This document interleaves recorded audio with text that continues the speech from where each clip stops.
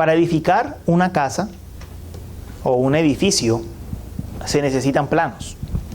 Ahora, usted me dirá, bueno, yo vengo de un país donde hay mucha gente, muchos albañiles que construyen casas sin planos y lo hacen bien. Eso es cierto, pero la mejor práctica, sin lugar a dudas, es tener planos para construir una casa, para construir un edificio.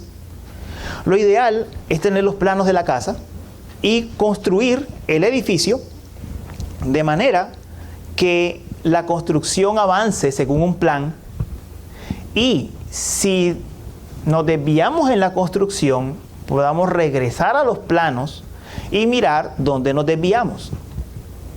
Tener un modelo es fundamental. Ahora, tengan en cuenta algo. Las Escrituras llaman a la iglesia casa de Dios, templo del Espíritu Santo, templo de Dios. La iglesia es una construcción. La iglesia es una construcción que va en progreso. La iglesia es un edificio de piedras vivas, que somos nosotros los creyentes, que está edificada sobre un fundamento. Ese fundamento es la doctrina que nos ha quedado de los apóstoles y los profetas, la palabra de Dios, los 66 libros de la Biblia, y la piedra principal del ángulo es Jesucristo mismo. Pero la Escritura también dice que Cristo es la cabeza misma de la iglesia.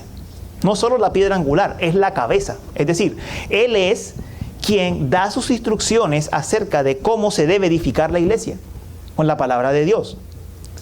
Entonces, tenemos un edificio, que es la iglesia, un edificio de piedras vivas. Tenemos unos planos que están en la palabra de Dios, la palabra de Jesucristo, la palabra del Señor. Si nosotros queremos, o si la iglesia quiere, hablando de la iglesia como un todo, si la iglesia quiere mantenerse en la construcción, avanzando de una manera uniforme, manteniéndose según el modelo, entonces la iglesia tiene que seguir el modelo. Si la iglesia no sigue el modelo, lo que va a pasar es que en algún momento se puede descuidar y ni siquiera se da cuenta. Le pongo otro ejemplo. Cuando está manejando, usted coloca el GPS, empieza a manejar. Pero si en algún momento usted se descuida y deja de seguir las instrucciones del GPS, a menos que usted no conozca una ruta alterna, probablemente se va a perder. Probablemente va a tener problemas para poder llegar al lugar donde quiere llegar. El punto es, mis hermanos, que tanto en la vida natural como en la vida espiritual hay que seguir unos planos. Es necesario seguir los planos. Si no, nos podemos equivocar y ni siquiera notarlo. Ni siquiera notarlo. Le pongo un ejemplo final. La casa donde viven mis padres, en Cartagena, Colombia, eso se construyó sin planos. La casa quedó construida encima de la tubería principal del agua del sector. Cuando la tubería estaba muy vieja, cuando la tubería tuvo un problema, tocó romper toda la terraza para poder llegar a la tubería y repararla. ¿Eso se debe a qué? A que no habían planos, a un mal diseño. La generación de Jeremías estaba en una situación similar. Ellos creían estar edificando el edificio espiritual. Ellos creían estar edificando la casa de Dios, ser la congregación del Señor, pero estaban equivocados. Y el profeta Jeremías los confrontó y puso delante de ellos un dilema. Les dijo, o ustedes continúan construyendo, haciendo una mala construcción, por un camino que los va a llevar a la apostasía y la perdición, o ustedes vuelven a los planos de la palabra del Señor. Esa fue la situación que Jeremías colocó a su generación. Es una encrucijada. Hay dos caminos, no hay camino medio. Tiene que tomar uno de los dos. Para conocer entonces qué pasó en aquel tiempo, voy a volver a leer Jeremías 6, versos 16 al 21 para ustedes.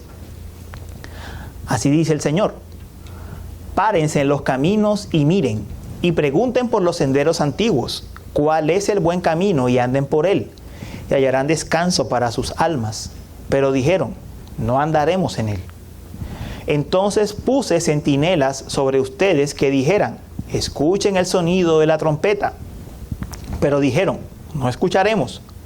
Por tanto, oigan naciones, y entiende congregación lo que se hará entre ellos. Oye tierra, yo traigo una calamidad sobre este pueblo, el fruto de sus planes, porque no han escuchado mis palabras y han desechado mi ley. ¿Para qué viene a mí este incienso de Sabá y la dulce caña de una tierra lejana? Sus holocaustos no son aceptables y sus sacrificios no me agradan. La enseñanza de hoy se va a llamar La encrucijada del pueblo de Dios y va a tener 2 puntos. El momento de la encrucijada y la decisión de la encrucijada. El momento y la decisión. Lo primero es cuándo ocurrió o qué pasó en ese momento. Bueno, Jeremías escribió en un momento en que el pueblo estaba a punto de ser deportado, estaba a punto de ser llevado cautivo a Babilonia y incluso Jeremías alcanzó a escribir un poco después de la deportación. Jeremías vivió el tiempo difícil, vivió el tiempo complicado. Su ministerio fue ciertamente un ministerio difícil. De hecho, Jeremías es llamado por algunos el profeta llorón por el tono de lamento que hay en su profecía. Jeremías profetizó a un pueblo caracterizado por la desobediencia, por la idolatría, por no querer adorar al Señor de la manera en la que lo había dicho. La desobediencia en los tiempos de Jeremías era a todos los niveles. Era la desobediencia personal, la desobediencia política de los reyes, de los jueces, pero también había corrupción en el culto. Es decir, todo estaba corrompido.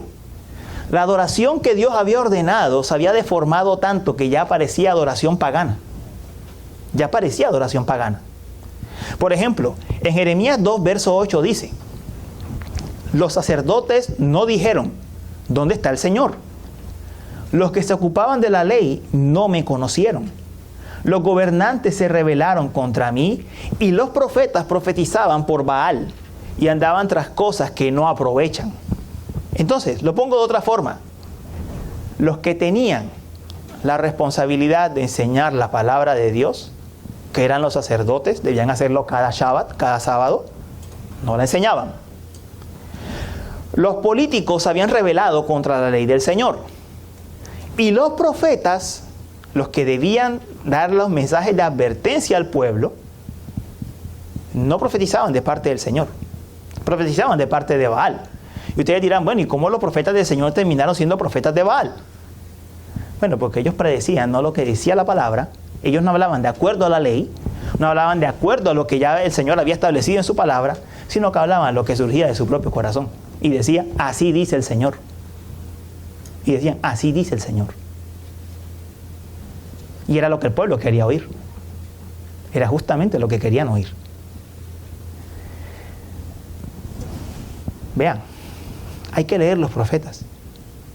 Los profetas decían prosperidad y seguridad. Esos eran los profetas de Baal, los que debían ser los profetas del Señor. No se diferencia mucho de lo que pasa hoy en día. El pueblo estaba lleno de supersticiones paganas. Por ejemplo, el pueblo creía que los árboles los podían bendecir o maldecir. Entonces cortaban los árboles, les daban forma y les rendían culto para que los árboles los bendijeran. Dice también Jeremías que las mujeres preparaban tortas para una llamada reina del cielo, una diosa pagana. Habían inventado tradiciones que no estaban de acuerdo con la palabra y se habían atrevido a representar a Dios con imágenes talladas. Antes de todo eso, la última vez que el Señor trajo algo nuevamente de piedad al pueblo fue a través del rey Josías. El rey Josías hizo una serie de reformas tratando de traer al pueblo de vuelta a la adoración, pero el pueblo solo obedeció a Josías mientras estaba vivo. Por supuesto, es el rey, hay que obedecerlo. cuando Josías murió, el pueblo cayó en mayor apostasía. Pero ¿cuál era la posición del pueblo? La posición del pueblo era, es que nosotros somos el pueblo de Dios. Nosotros no podemos estar mal.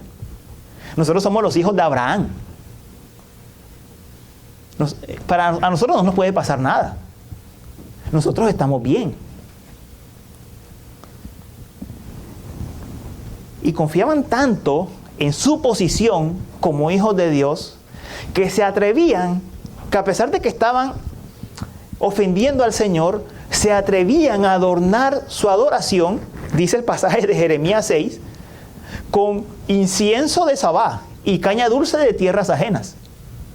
Es decir, nosotros estamos tan bien que podemos hacer la adoración aún mejor. Esa es la mentalidad del pueblo. Total confianza en que eran los hijos de Abraham. Y hasta este punto usted puede pensar, hermano, bien, perfecto, lo entiendo. ¿Eso qué tiene que ver con nosotros, con la iglesia de hoy? Tiene que ver todo. Tiene que ver todo. Mire, hermanos, nosotros podemos decir, nosotros somos evangélicos, somos cristianos. Nosotros decimos de acuerdo a lo que Dios dice. Yo no estaría tan seguro de eso. Yo no estaría tan seguro de eso. ¿Acaso no decimos muchas veces, Dios me dijo cuando Dios no ha dicho? ¿Acaso no decimos muchas veces, Dios me dijo cuando realmente lo que está hablando es el fruto de nuestro propio corazón? Y cuando decimos lo que queremos y escuchamos lo que queremos escuchar,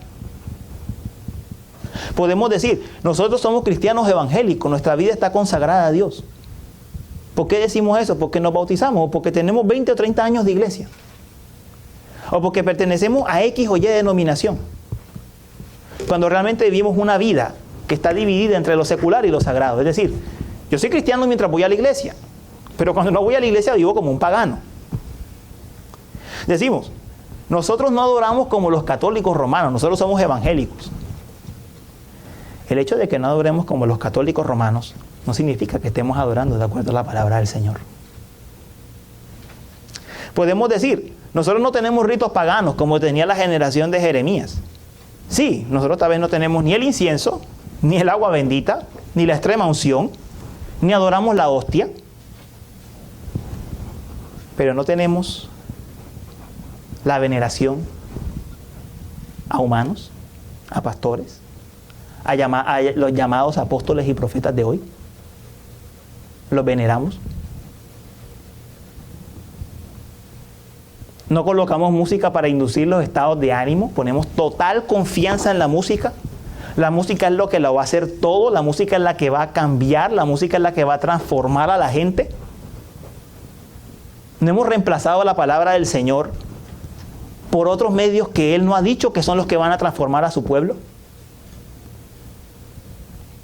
Podemos decir, nuestra única cabeza es Cristo, nosotros no tenemos papa como los romanos. Vuelvo a los apóstoles y profetas de hoy. ¿Acaso no los veneramos casi como se venera el papa? Así se veneran, tal cual. Podemos decir, Cristo es nuestro escudo. ¿Acaso no temblamos si dejamos la cobertura de alguien? ¿Realmente es Cristo nuestro escudo? ¿O es el hombre?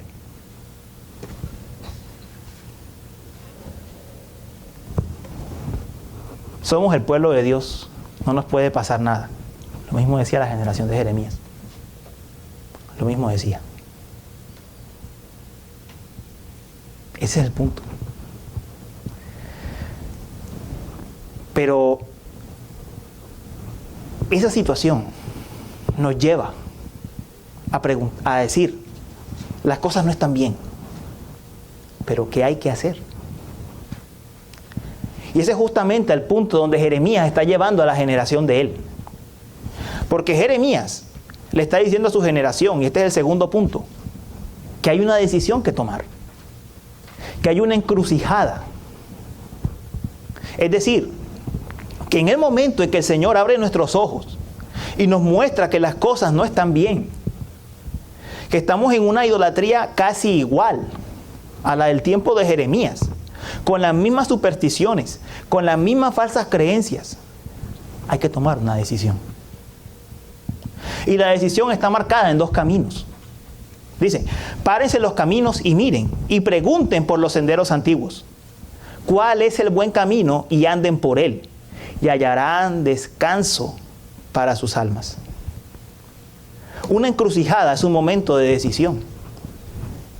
Es la elección entre sigo a Dios y conozco qué es lo que significa el sendero antiguo, o sigo en la misma vanidad que sigue el resto de esta generación. Lo mismo que sigue la iglesia profesante de hoy. ¿Y cómo es el camino? El Señor nos dice que el camino es nuevo. El camino es antiguo, no es nuevo. Es un camino antiguo. No es un camino de destrozar y hacer algo nuevo, que es una revolución. Es un camino de mirar atrás y mirar el sendero antiguo, que es volver a la senda. La decisión que el Señor estaba colocando delante de su pueblo es: vuelvan a la senda. No es destrozar y hacer algo nuevo. Y eso llama la atención, porque normalmente en el mundo de hoy nosotros pensamos es que hay que hacer todo novedoso. Si queremos que la vida espiritual funcione, hay que hacerlo todo nuevo.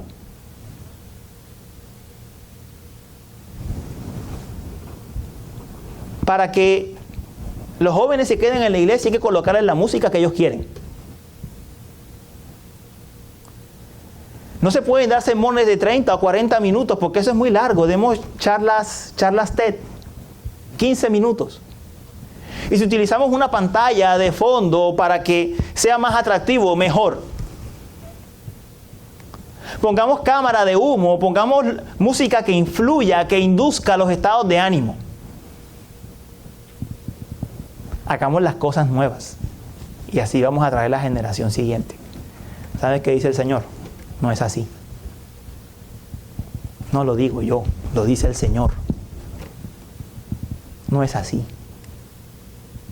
No es destrozar el fundamento que el Señor ha echado para levantar la iglesia, para que venga la generación nueva. No. El Señor está diciendo, estás en una encrucijada. Tienes dos sendas. Tienes una senda antigua. Y esa senda antigua, dice el pasaje, es el buen camino. Dice, párense en los caminos y miren y pregunten por los senderos antiguos, ¿cuál es el buen camino? Creo que no es muy difícil de deducir cuál es el mal camino. El buen camino es el camino antiguo. El buen camino es el camino antiguo. Es el camino de la palabra del Señor. Ese es el buen camino. Y miren el resultado que va a tener. Y anden por él y hallarán descanso para sus almas. Descanso para sus almas. Hermanos, si yo les pregunto a ustedes, ¿quién prometió ser el reposo de nuestras almas? ¿Ustedes qué me responden? ¿Qué dijo Jesús? Vengan a mí, todos los que estén cansados y cargados, y yo los haré descansar. Lo que Jeremías está diciendo es, sigan la senda antigua y van a hallar verdadero reposo. Ese reposo que está en Cristo. Lo van a hallar. No es la senda nueva, es la senda antigua la que da ese descanso, la que da ese reposo. Si hacemos un ejercicio de colocar las cosas al contrario, es muy fácil. Sigan la senda nueva, que no es un camino bueno, es un camino malo, y no van a hallar descanso para sus almas. Es un simple ejercicio de deducir cuál es el resultado de tomar el camino contrario. Hermanos, para el tiempo de Jeremías era más atrayente el camino que ellos habían inventado. Miren el pasaje como dice. le decía el Señor que ellos adoraban con el incienso de Sabá. Traía un incienso muy caro, muy fino, para adornar la adoración del templo. Y quemaban la caña dulce. ¡Wow! Eso, hermano, yo no sé ustedes, pero eso debía oler precioso. Pero el Señor dice, yo no me agrado de eso. Yo no me agrado de eso.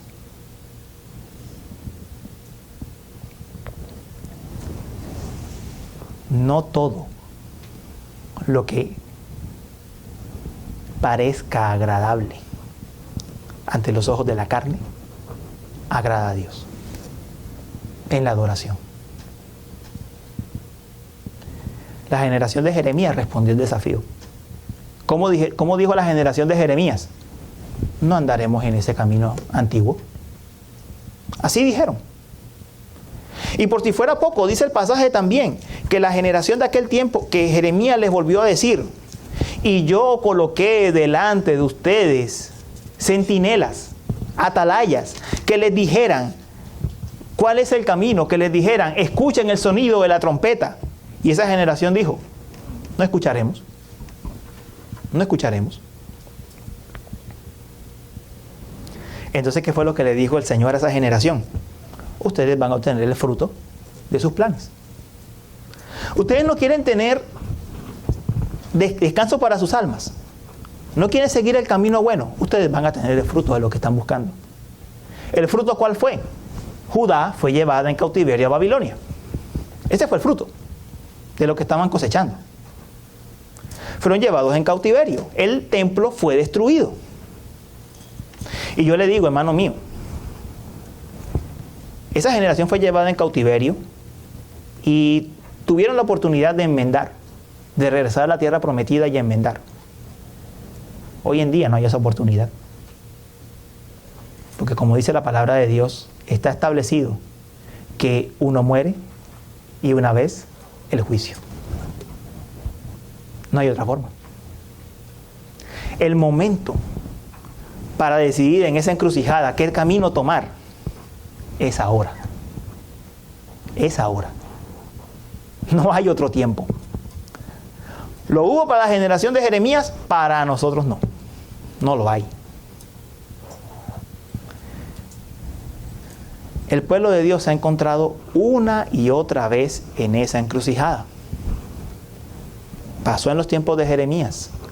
Pasó en los tiempos de Jesús. Miren, Jesús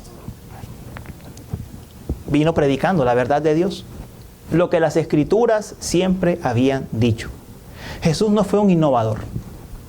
Jesús no fue un revolucionario que deshizo todo para hacer algo nuevo. Jesús vino predicando lo que la palabra siempre había dicho. Pero las autoridades de aquel tiempo, que habían convertido la religión verdadera en puras obras y en puro mérito, odiaron el mensaje de Cristo y lo llevaron a la cruz.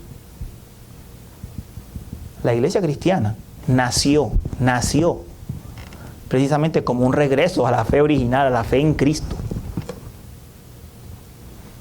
La iglesia fue amenazada muchos siglos después por muchas herejías. Y muchos hombres defendieron la fe verdadera. Y puedo mencionar algunos en los primeros siglos. Atanasio, Agustín de Hipona, los Capadocios. Ellos defendieron la fe en su tiempo. Pero en el siglo XVI se dio la reforma más grande que la iglesia jamás pudo haber vivido.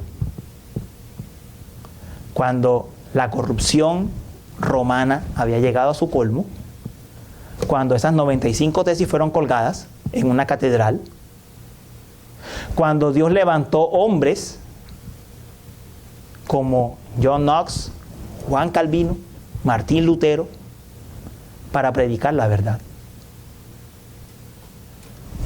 Y no me atrevo, y regresar la fe a su fundamento original, al fundamento que siempre ha tenido en la palabra de Dios. Y si usted me pregunta hoy, hermano, ¿tenemos necesidad de una nueva reforma? Sí, sí la necesitamos. Porque la iglesia de hoy está absolutamente desviada. Y no me da pena decirlo. Está absolutamente desviada. Absolutamente desviada. ¿Cuál es el reto de nuestra generación? Precisamente eso. Pararnos en la encrucijada y mirar cuál es el camino que vamos a tomar. O es la senda antigua. Y tenemos una gran nube de testigos, como dice Hebreos 12. Tenemos una gran nube de testigos que está delante de nosotros, que ya ha recorrido este camino y que saben cuál es esa senda antigua. O seguimos el mundo de hoy, con todas sus innovaciones, con todas sus mentiras, con todo el fruto de cualquier primero que se le ocurra decir lo que se le vino a su propio corazón.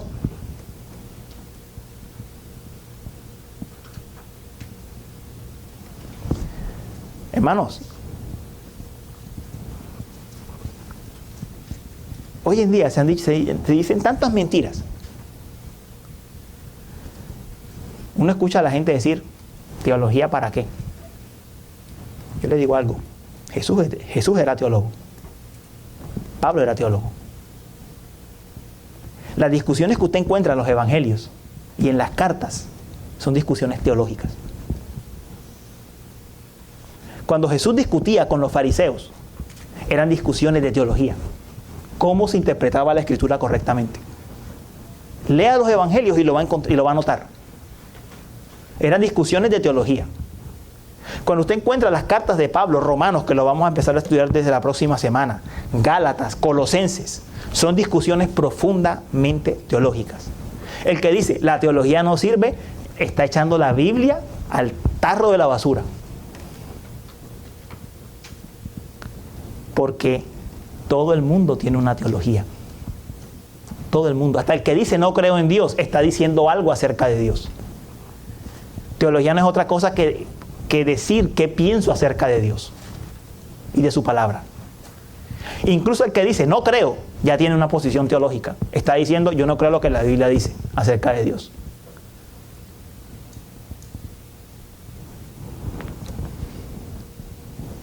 Todo el mundo tiene una teología. Aquí el asunto ¿es la teología correcta o es la teología equivocada? Todo el mundo la tiene. Entonces, y si usted me dice, ¿conocimiento para qué? Le digo lo que dice la palabra de Dios. Juan 17, versículo 3 dice, y esta es la vida eterna, que te conozcan a ti, el único Dios verdadero, y a Jesucristo, a quien has enviado. Yo sé que bíblicamente conocer es más que tener información en la cabeza. Pero conocer mínimamente requiere tener cierta información en la cabeza para tener esa relación viva. Lo requiere. Para conocer a Cristo se necesita la Biblia, se necesita la Escritura, se necesita doctrina. Se necesita. Mis hermanos, estamos llamados a volver a las verdades fundamentales de la palabra de Dios. Vivimos en una época donde esto yo creo que ya no lo podríamos llamar ni tolerancia, porque la tolerancia al menos implica escucharse. Vivimos en una época donde sencillamente tú no puedes decir algo que ofenda a otro. Ya no es una época ni siquiera tolerante. Pero, se la pongo de esta forma, si usted cree que Jesucristo es el mismo ayer y hoy y por los siglos, entonces su palabra es la misma ayer y hoy y por los siglos y no cambia.